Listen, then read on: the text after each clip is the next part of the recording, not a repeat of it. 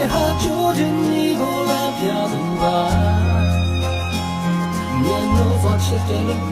အခုပြောပြီးတဲ့ငါဖြစ်ကို